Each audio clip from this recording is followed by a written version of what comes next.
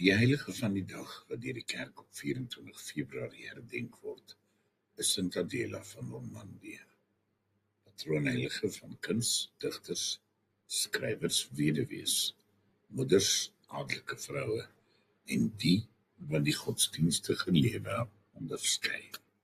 Sint Adela van Normandië was 'n edelvrou wie se lewe 'n diep toewyding aan geloof, familie en die kerk weerspieël het. Sy is omstreeks 1067 gebore en was die dogter van Willem die Veroveraar en koningin Mathilde van Vlaandere. Sy het opgegroei in 'n koninklike hof wat bekend was vir intellektuele en geestelike lewenskragtigheid. En Adela het 'n grondige opvoeding ontvang en 'n lewenslange toewyding aan gebed en studie ontwikkel. As jong vrou het Sint Adela met Stefanus, die graaf van Blois, een van die magtigste edeles in Frankryk, getrou.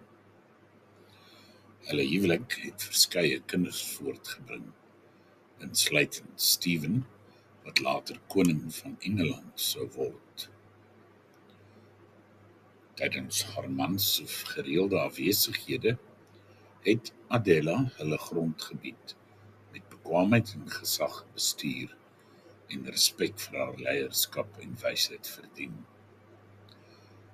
Sy was bekend vir haar sterk invloed oor haar familie en haar vermoë om politieke aangeleenthede te bestuur, terwyl sy in haar leiding steeds in haar geloof gewortel gebly het.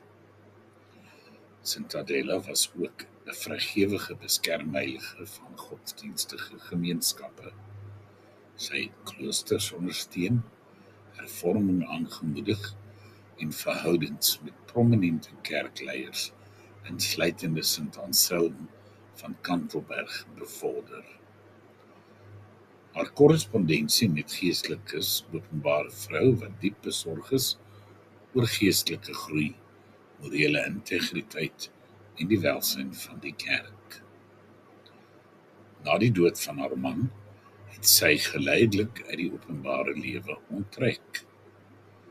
Later in haar lewe het sy die klooster van Marseille in Bourgondië, Frankryk, betree. Daar het sy 'n non geword en haar lewe aan God gewy in gebed, nederigheid en naaste diens.